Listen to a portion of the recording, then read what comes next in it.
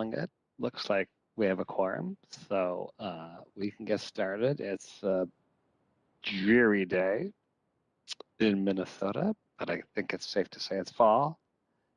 This is Charlie Azali, and this is the Metropolitan Council Committee of the Whole. Can everybody hear me? Lovely. Okay. I just can't hear myself. Welcome, and reminder, this is a virtual meeting in response to COVID-19, and we are conducting this through the electronic means under Minnesota statutes section 13D.021.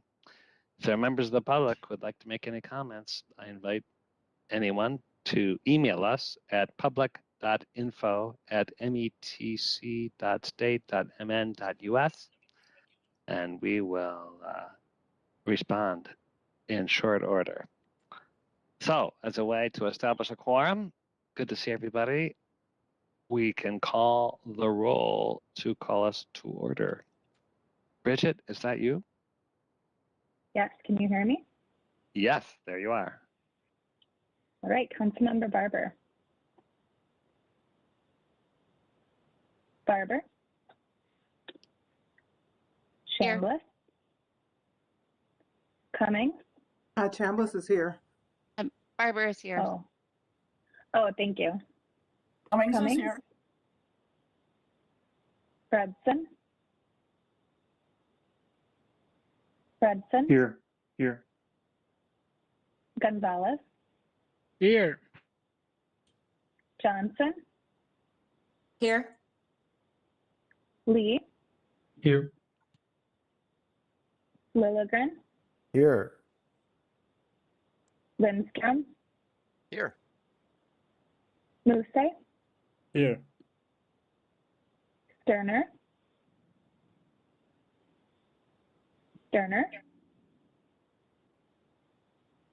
Vento.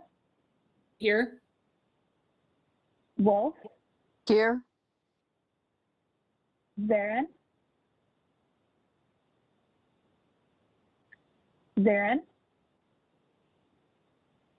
Chair Zelli. I'm here. We have a quorum. And everybody has seen the agenda.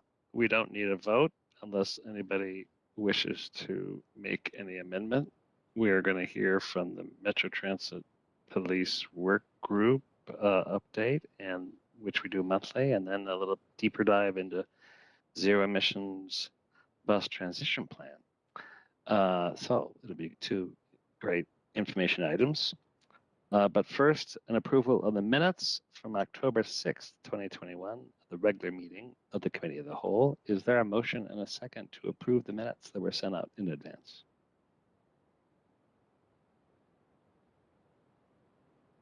Vento moves approval. Thank you, Councilmember. Lilligren seconds. Thank you, Councilmember Lilligren. Any discussion? If not, Bridget, you may call the roll. Councilmember Barber. Aye. Chamblis. Aye. Cummings. Aye. Fredson. Aye. Gonzalez. Aye. Johnson. Aye. Lee. Aye. Lilligren. Aye. Lindstrom. Aye. Muse. Aye. Sterner.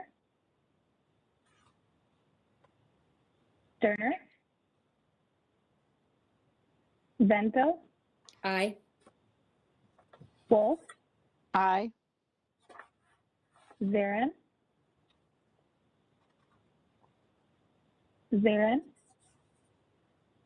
Chair Zelli. Aye. Those minutes are approved. And we're going to get right into our information items. I'm going to be so bold as to this is like personal items, but I just want to acknowledge and really thank Councilmember Cummings for really filling in for me, Vice Chair. Probably does a better job. I'll have to watch the recording one of those days, but I really appreciate that while I'm on rare travels that she's there, and I'm really have great hopes in year 2022 that there'll be more opportunities for her to fill in. Also, I know that I see Councilmember Muse is back. I know you've been on extended trips too, so it's good to hear your voice and see you back with us. Also, this is like probably unprecedented announcement, but I know that Councilmember Wolf is a recent grandmother, and I just think that is so thrilling. So we should acknowledge congratulations to Wendy. I actually had to put him down to start the meeting. I'm at my son and daughter-in-law's house helping out. This is the most important task you'll be doing now. So we want an occasional sighting maybe during meetings. So anyway, I really am thrilled that we're really going deeper into the area of safety and transit, and I know that Councilmember Chamblis has been great to lead this kind of council study group. So maybe I should, Riva, if you don't mind, kind of hand it off to you, Councilmember Chamblis, and maybe set up this discussion. Oh, sure. Thanks. There have been several people, along with council members, that have been a part of the Metro Transit Police Work Group, including a representative from the Equity Advisory Committee, frontline staff, and that includes our police chief, our police chief staff as well. So today what we're going to do is talk about our group's work plan and discuss the experience and perspectives that we have expressed regarding public safety and police interactions.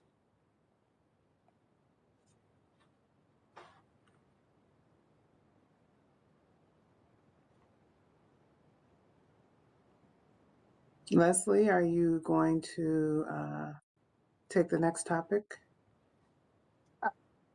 Chair, Councilmember Chamblis, I certainly can if you prefer. I walk through it, or I can maybe start if you want to pick up, but we'd want to go to slide 3. Okay. Greg, can I advance? Yeah, thank you. So as work group chair Chamblis mentioned, the work group has developed really a living document work plan to structure their work over the next few months and ultimately deliver on the charge laid out in the August business item to return to the council by February 28th of 2022 with recommended outcomes and strategies to achieve those outcomes as it pertains to safety on transit. So this work plan will continue to be, as I mentioned, a living document and adjust as ideas and topics continue to evolve. But the basic structure is kind of this 3-phased approach. The first phase is already complete. It was the first few meetings of the work group in the last committee of the whole presentation, where the work group really began identifying key issues that were emerging from the Citizens League review and other key areas of interest or concern that council members have raised through a variety of forums over the past several months. And so based on that, the work group is now moving into the second phase of really going through different topics and reviewing existing policies, practices, and procedures towards preparing for phase 3, which will really be developing recommendations. So if you, I'm just trying to, sorry, I don't have the slides in front of me. So Greg, perhaps go on to the next slide, and this will give you a sense of what's been covered so far. So up to this point, the work group has received several presentations. Chief Frizzell presented to the group on 21st century policing and how that plays out at the police department. We provided a brief overview of other transit agencies' approaches to law enforcement and public safety to help ground the Metro Transit specific conversation. As Chair Chamblis will talk about next, the work group spent its October 8th meeting really listening to each other's experiences and perspectives regarding public safety and police interactions.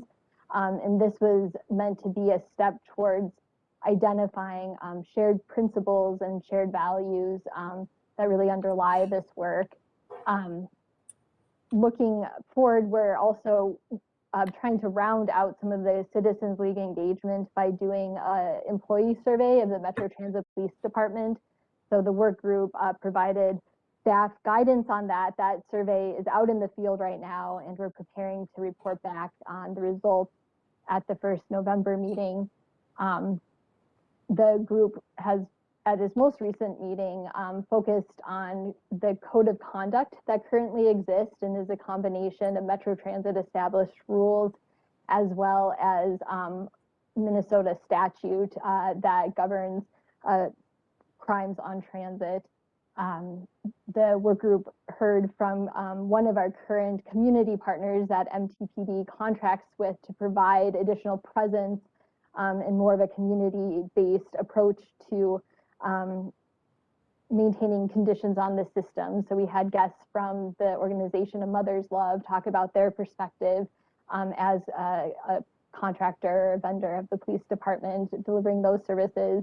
And finally, they also received a brief update on the homeless action team. So this gives you a sense of kind of in this phase 2 of really looking at current policies, practices, procedures, and getting status updates on some key elements of work. And then Greg, next slide, please. And then to give you a sense of where the group is going next, on the next meeting of the work group will be November 5th, and this is going to be focused on frontline employee perspectives on safety.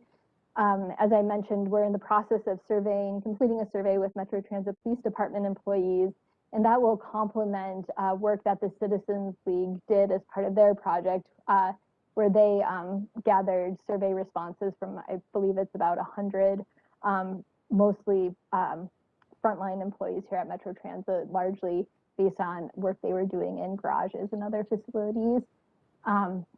The next meeting will be another topic identified both in the Citizens League work and also from council members throughout this process, which is understanding police interactions with youth, including minors. The December 3rd meeting is currently expected to be focused on identifying data needs and discussing questions of governance and accountability. And then December 17th is really closing out this second phase of work, and it would be using the 90-minute meeting to provide an open forum for individuals and groups to come to the work group and provide comments and other feedback. And I should mention, I believe this group knows this, but this is a publicly noticed meeting. It's a quorum of 2 council committees. So all of these meetings are publicly posted and members of the public are able to access them via WebEx. I'll just conclude this slide by saying December 31st through February 28th really marks the 3rd phase of the work group's work. This is where they'll get into the process of shifting from talking about the different policies, practices, and procedures and really identifying those recommended outcomes and strategies to achieve outcomes. And throughout this process, per the business item that the council adopted back in August, the work group will continue to come and update you once per month. So these are the upcoming meetings that these updates are currently scheduled for.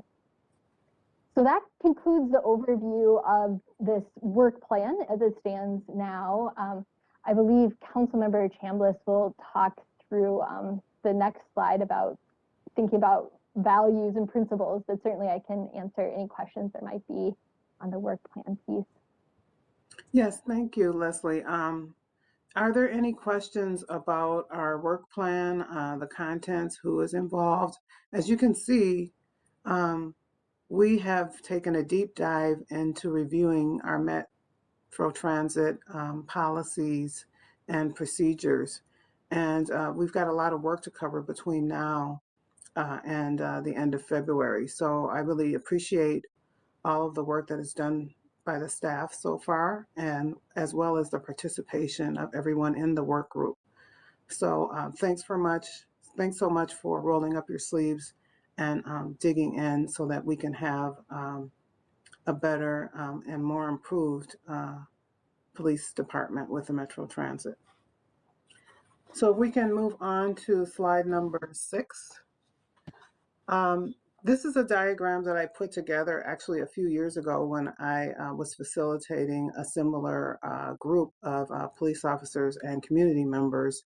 And I think the diagram really helps us to have a good conversation and provides a stage for conversation and engagement in terms of how our culture, our perspective, and our experiences, along with our values, influence how we react and engage with others in public safety.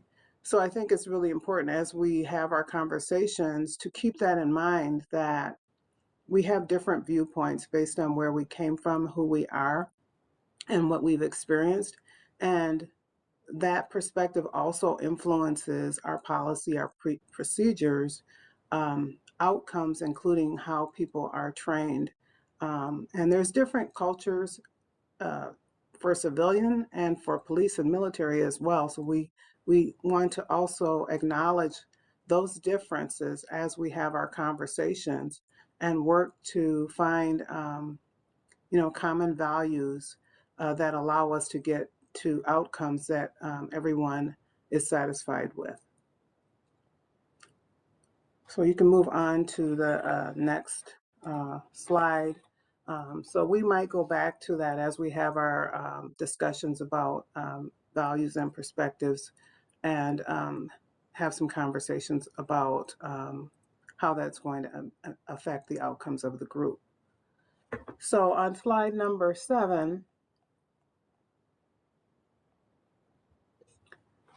talks about what we've been discussing, especially at our last October 8th meeting, based on the diagram that I explained, and what we talked about: race, ethnicity, sexual orientation, place of origin, culture. All of those things and experiences shape the interactions between police and civilians and can lead to different outcomes.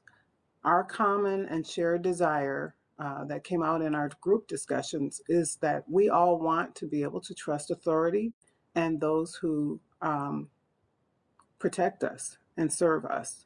Community police relationships remain a priority for council members and Metropolitan Council. Individual policy officers, we expect them to demonstrate individual police officers, we expect them to demonstrate responsibility that leads to a strong culture of accountability within our entire police force. And enhanced interpersonal and cross-cultural communication is needed in order for us to get the work done and have the kind of results that we are expecting. So at this point, I'd like to maybe kind of have you think about and reflect what you would expect the interactions between the police and civilians to be, and kind of reflect on the discussions that we've had for work group members that you'd like to share with the committee of the whole. What important themes did you see, or do you agree with what was rolled up as some high-level themes on slide number 7?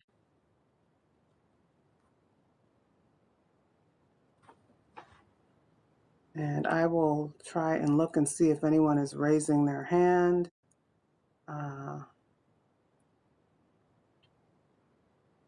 What are your thoughts? How are you feeling about the process and our work plan to get to some outcomes by the end of February?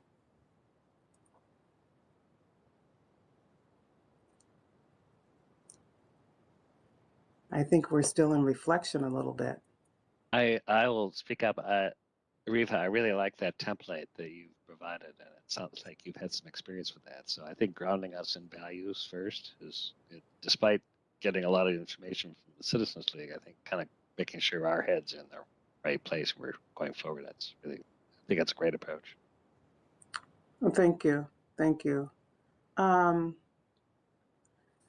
think it's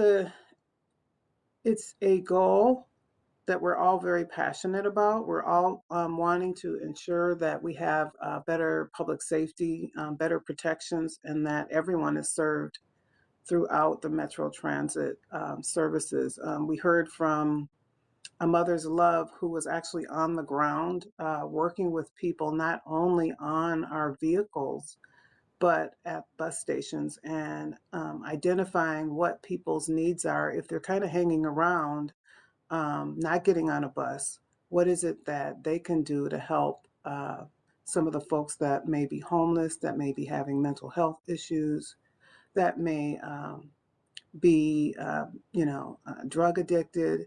Those are things that can sometimes spill over into some of the spaces that our riders and our bus drivers and frontline workers come into contact with. So the investment that Metro Transit makes to ensure that community members that come into contact with our buses and trains and our staff, and as well as our other customers, are serviced as well.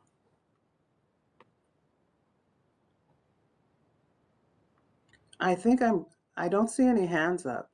I might take this as a sign that we're on the right track, because I know that if we weren't, I would hear from you. I see some thumbs up and shaking of heads. So thank you. We will be providing an update every month at the Committee of the Whole, and there'll be plenty of time for additional feedback and questions. And thank you, Council Member Lee, for that hand clap. We'll be moving on, then I will give it back to the chair.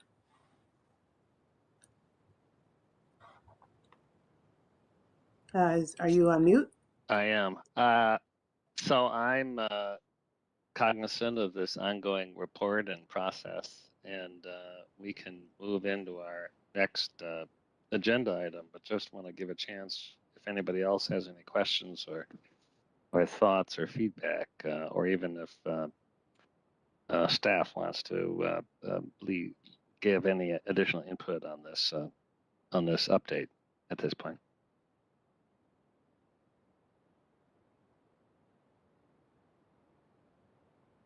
Okay, sounds like we're on the right track. Lilligren has his hand raised. Mr. Chair, Oh, my apologies. go ahead. Yeah, thanks, Robert. Yeah, thanks. I mean, just a couple of comments, and thanks for this opportunity to comment. I really want to thank Councilmember Chamblis for her leadership here and a lot of the leadership that she's exercising in work groups here at the Met Council. But it's so good to have her experience. That I think that graphic that you saw is very impressive. But I also want to say that to all of the members of the work group, that I think we just have a really good cross section, a really good balance, and with Councilmember Chamblis' leadership, we've created a really safe space. I mean, I think people are sort of participating from an authentic place, and so I look forward. And the other thing I like is the somewhat aggressive schedule, right? And sometimes this kind of work can really be extended, I think, further than it needs to, or further, this, I think, getting deep fast and making some decisions and recommendations, I think, is good. And as a work group member, I'm going to take people's silence as support as well. I think it's helpful to have these monthly updates, so we're not getting out too far from the rest of the council. So yeah, I just want to thank Reba for her work on this. Thanks. Thanks, Robert. Mr. Chair. Go ahead, Councilmember Johnson. Thank you, Mr. Chair. Just really appreciate the work of the work group and for your leadership, Councilmember Chamblis. When it does come back to us, I think it was in February, will that come back as a committee of the whole discussion and then on to council for future action? So we have a little bit of time for those of us that aren't involved in the day-to-day work. And I do appreciate the updates that we'll kind of be able to wrap it up and have some good discussions so that we can all feel, really tied to the work that you're all doing as well. Yeah, that sounds reasonable that we will have a final time to weigh in at the Council of the Whole. Leslie, can you take a look at our timeline and calendar and make sure that that falls into place in that manner? Chair, Councilmember Chamblis, yes, we'll make sure that we can build that in. Okay, great. Thank you. Thank you. I appreciate that. And then if there is anything that, you know, the rest of the council, you know, wants to add or suggest or just further discuss or any tweaks, like, you know, at least there's time enough to kind of ruminate and really work that through so that everybody's fingerprints are on it at the end of the day. And I really appreciate this process. It is, as Councilmember Lilligren said, it's aggressive in a good way, but I think that time is of the essence to be thoughtful, thorough, and you're doing that, and then get it to us for some action. So thank you. Awesome, thanks.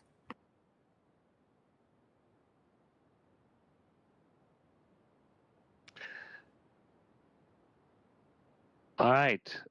Thank you, Councilmember Chamblis and everybody involved in this process. Stay tuned. I think we have an opportunity now to move to our next update, the Zero Emissions Bus Transition Plan. And this is very much something that has been a priority for all of us.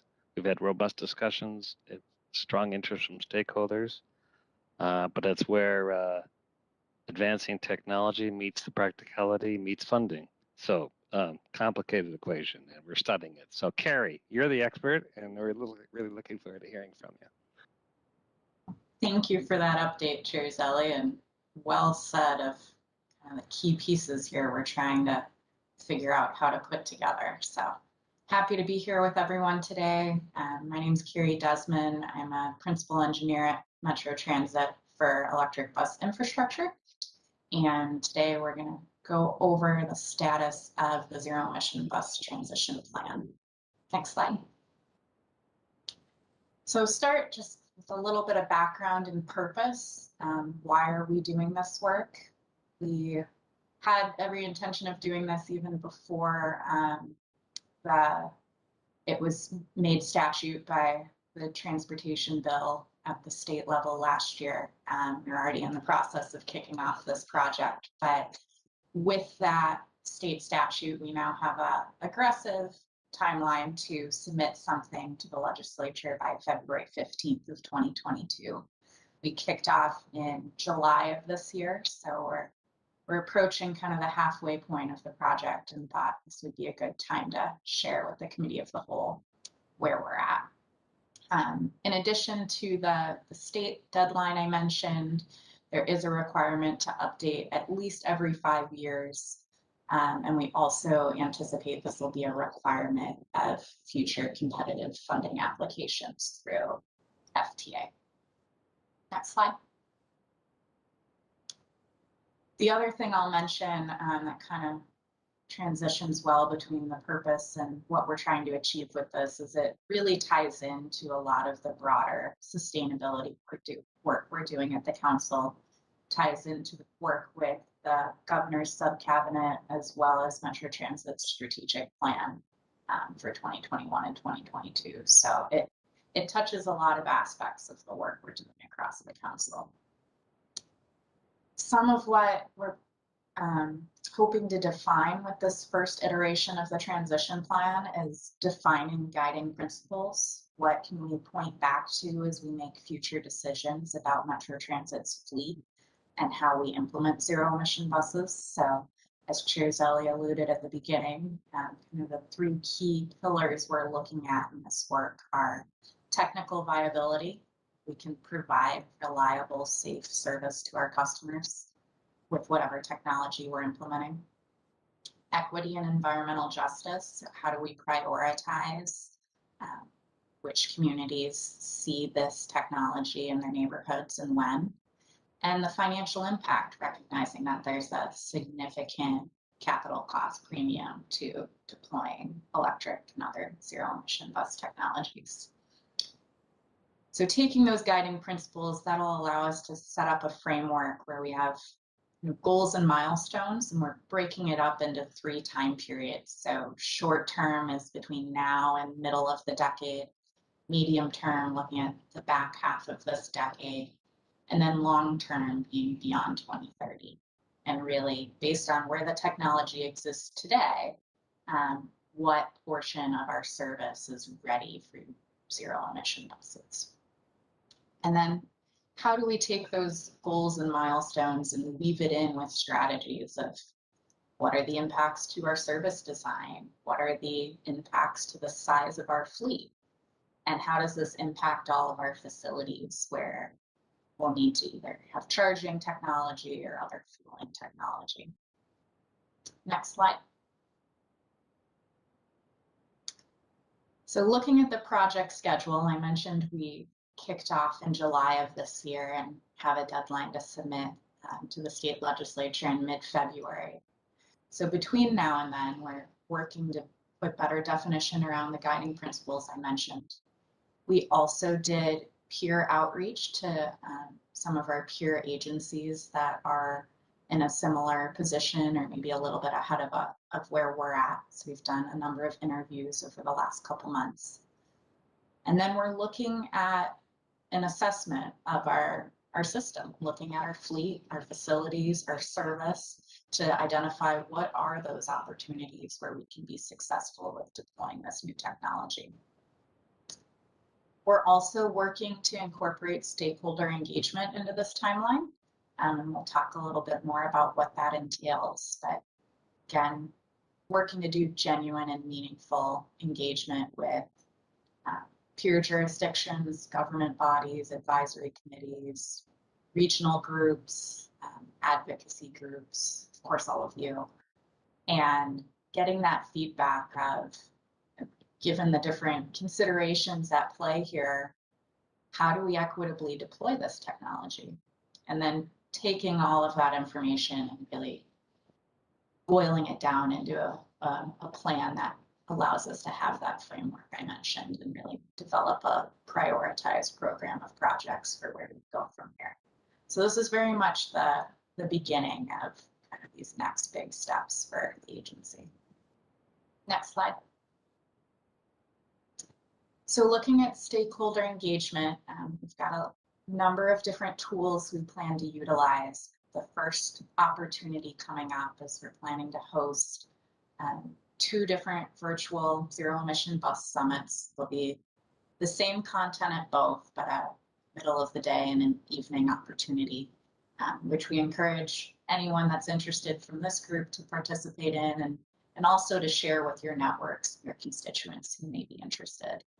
It's an opportunity for the public to hear what we're up to, but also to provide input on how do we weigh these different guiding principles in our decision making and allow us to prioritize different projects.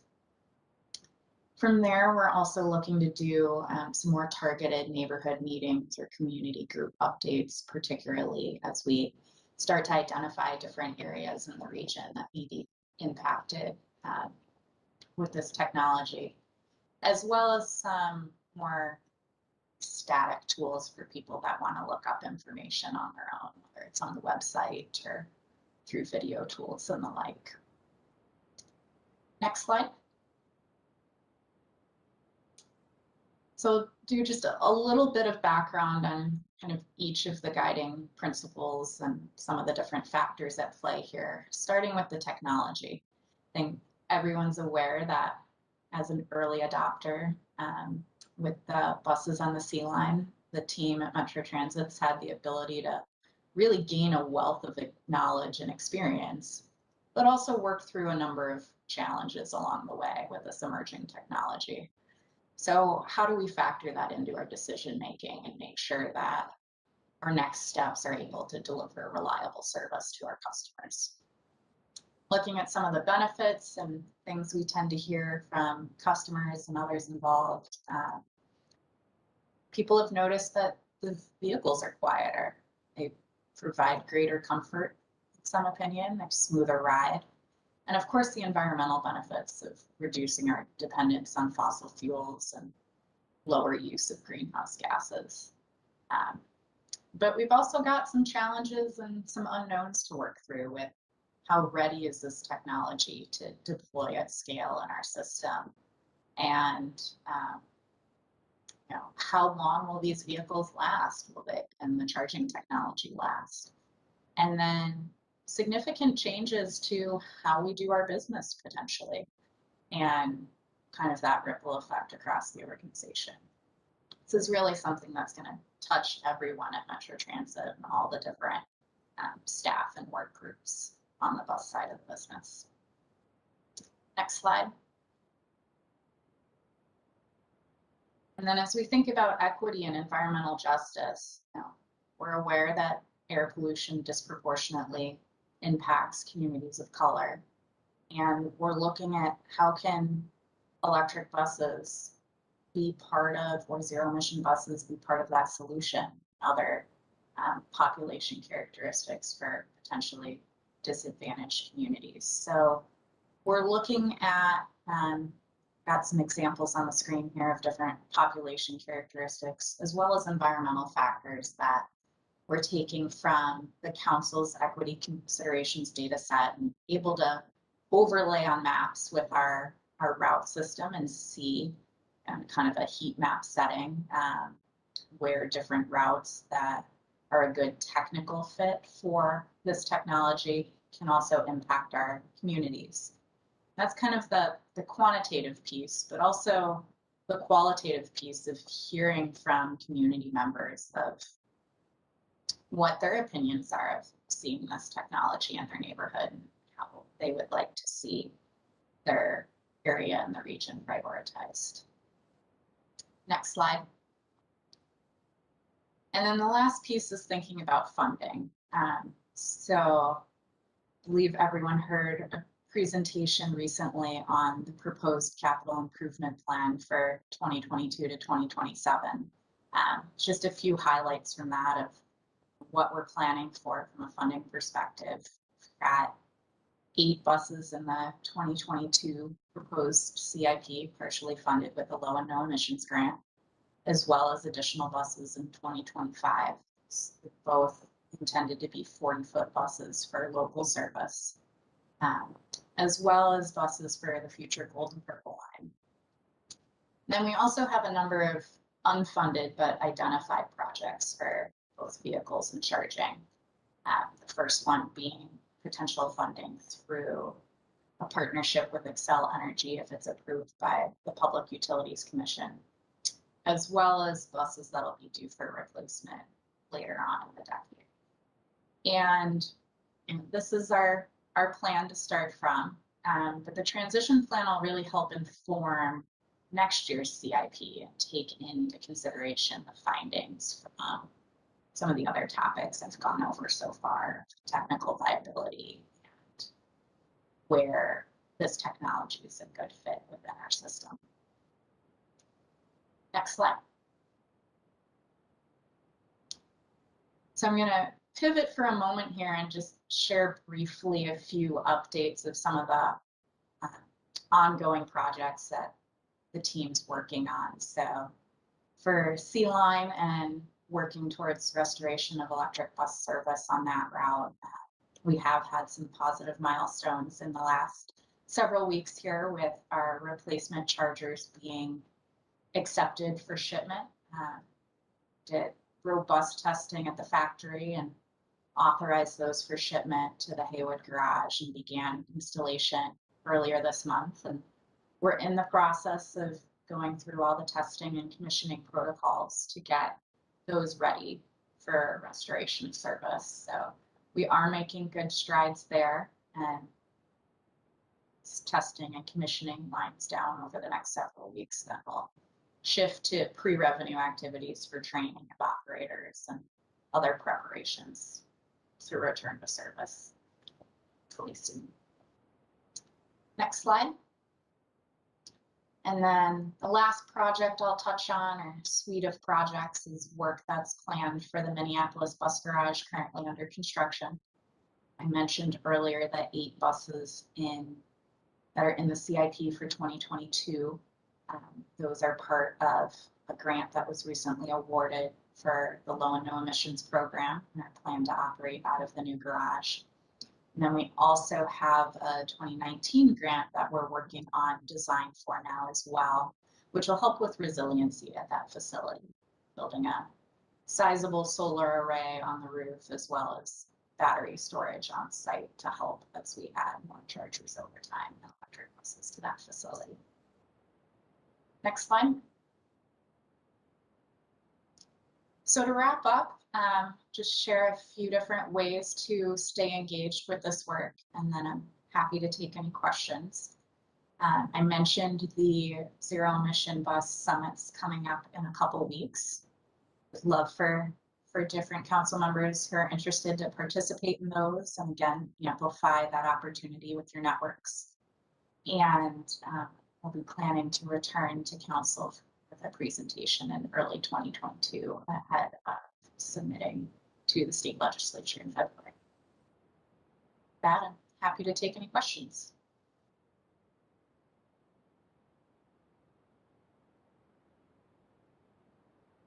Councilmember Barber. Thank you, Mr. Chair. Really, first of all, I'd like to just thank Carrie and everyone who's contributed to developing all this work. It's been a quick time frame that they've had to put the information together, and I think they've done a nice job. Definitely encourage council members, especially those on transportation committee, to attend one of the summits, and also definitely to all council members, please reach out to your networks. We'd like to get as much engagement as possible. One thing that I would like to bring up that won't necessarily go into this plan, but just to sort of put on the radar as we're looking at sort of this zero emissions effort and the shift over to electrification as we go forward. A lot of the questions that I get are the long-term impact on funding. So it has to do with kind of two different sides of that, both the impact of the cost of shifting over to electric fleet and the infrastructure, and what the long-term kind of cost of operations might be. And then also over the long term, what would be the impact of shifting to more electrification relative to gas tax and things like that for transportation funding. I don't think these are questions that we'll have answered by February, but it's things I want to get on everyone's radar because they are definitely sort of balances, trade-offs, and things that we're going to have to factor into kind of our long-term plan. So I just want to make sure it's kind of out there as a point of discussion in general. So that's all I've got. Thanks, Charlie. Great, thanks, Deb. Any other thoughts or questions? Councilmember Lindstrom. Thanks, Mr. Chair. I heard about a opportunity through the FTA where they'll provide free technical assistance to transit agencies to help them lower their greenhouse gas emissions, which I realize is broader than just EV buses, but I think my understanding is we have an application into that FTA offer, but do you have any further thoughts on that, about that opportunity? Sure, Councilmember Lindstrom, I can comment a bit on that, and then perhaps Marilyn Porter, who's on the line, may be able to add a little more detail. Where the FTA is currently doing I believe they're calling it a sustainability challenge. I think that's the program you're referring to, and that's something that Metro Transit has signed up for. And it includes a few different components which weave into the sustainability portion of Metro Transit's strategic plan. So it includes a number of webinars over the next several months, some of which I've participated in and other colleagues in my department have as well. And then a commitment to submit by, I believe it's Earth Day next year, so April of 2022, a sustainability plan for the agency. And it's really a pledge of we're committed to this work together and kind of a knowledge sharing platform. So not only do we gain more resources and tools in our toolbox, but also can share some of our experiences with our peers. I don't know, Marilyn, if there's anything you would like to add to that. Yes, Chair, members of the committee, Marilyn Porter, Director of Engineering Facilities, and I'll just concur with what Carrie said. So we did submit the application. It was really like a one-pager saying that we will commit to this particular effort, and that was done about a week ago. So. You know, Marilyn and Carrie, it seems like this is the way the current administration is going. Certainly, we're getting a lot of support and interest in legislature.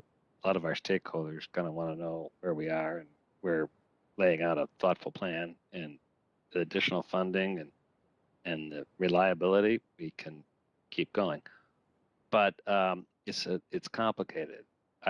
Where are we compared to other systems around the country? Are we kind of like in the middle of the pack? Are we on the leading edge? Are we falling off the cliff in the front? I mean, where would you say we are? Sure, Zelly, that's an excellent question, and I can certainly share some of my opinions on it, but if anyone else from Metro Transit on the line would like to add after, please do. Now, I would say we're on the leading edge of this. We're not the very first out in front, maybe, but we're in the front of the pack. And it was really interesting, I mean that sincerely, to meet with several different agencies as part of this transition plan effort in the last several weeks. We met with Toronto Transit Corporation, Chicago Transit Authority, King County Metro in Seattle, Foothill Transit in Pomona, and we've all had some shared experiences, but also unique ones. And you know, we met with them for this particular project, but nobody we met with was a new contact to me that I'm not already in regular communication with. So the agencies that are kind of out in front have this sort of, I'm not sure what to even call it, a peer support network is kind of coming to mind as we, maybe that's not the best term, but as we're working with different vendors for the first time, you know, helping each other know how to respond if someone's seen the issue before we have, or vice versa. The other thing I'll share is I recently accepted, earlier this week actually, an appointment as an officer to the American Public Transit Association Zero Emission Fleet Committee.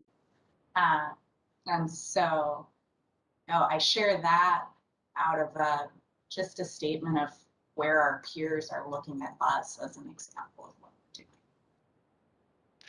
Carrie, that's really great news and congratulations. And I actually think participating in industry association committees and just informal networks, this is where we learn and we're able to contribute, but it's a give and take. And I think that's good that we're going to get some grounded experience from others, and also maybe more attention from that we already have from some of the manufacturers and the components, delivery people. Yeah, what about, I'm trying to go down this line, but I hear, being a bus guy, I hear a lot about what's happening in Europe and around the world. Are they at those APTA meetings? I mean, because I sense electrification is on buses and transit is a little farther ahead in European cities. Is that just different manufacturers, different government commitments, or are they also kind of finding, you know, this evolution kind of a little choppy? Sure, another excellent question, and I think a little bit of both. A number of us at Metro Transit participated this summer in a virtual study mission that APTA hosted with 4 different European agencies. So Transport for London was one of the participants, RAPT in Paris, an agency in the Netherlands, and another one in Germany, that were kind of at different stages of their evolution through transitioning the fleet. And there's a different day for each agency, and you spend 2 to 3 hours on the line with them, walking through kind of where they're at in their process, some of the challenges, and some of them are a few years ahead maybe of where largely we are in North America. But at the same time, hearing the challenges they've faced in the first couple of years, it's very similar to a lot of what we've been through if they had a first product of its kind like we've had. So a lot to learn there from maybe some peers that are 2-3 years ahead of us in this journey, but also a lot of shared experiences early on. Great, we can another universe to learn from, right? And I'm happy to go do a little field trip if you need me to run around. Councilmember Harper. Thank you, Mr. Chair. One experience that I know I've pointed out to Transportation Committee, and I know Carrie is well aware of this one, is for us to keep an eye on what's been happening in Toronto. So they launched, I want to say it was the 60 electric bus procurement a couple years ago, and they've been evaluating different manufacturers and building out their system, and now have opened up to a much broader order, I think, on the magnitude of like 300 buses. Now, again, these are like the 40-foot size buses, but because of our climate and what we have to deal with and that are different from some of our peer networks here in the States, I think that might be a good model for us to look to. If you go out to their website, they do have some information out there of their experience so far, and I've found that very helpful as we're asking some of these questions of how do we build out not only the fleet, but the infrastructure behind it. So I think that's really relevant experience for us to look at. And Toronto's also lovely for a field trip. So. Yeah, I remember hearing about Toronto's aggressive thing. I think that's an excellent idea. And little known fact, if you look at the map, little known that it's counterintuitive, but we're farther north than Toronto, so it's even though it's Canada. Any other thoughts, questions?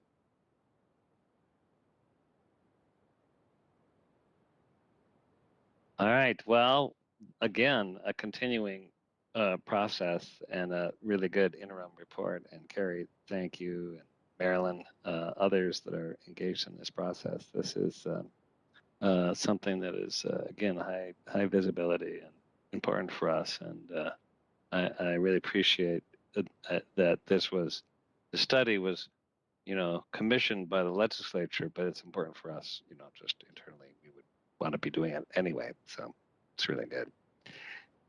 With that, any other last thoughts? I would say get outside, but well, the rain stopped, so you can cozy up around the fire. All right, well, great to see everybody. We'll be meeting again next week, and keep on this great progress. And good to see everyone. This meeting's adjourned. Have a good night. Night.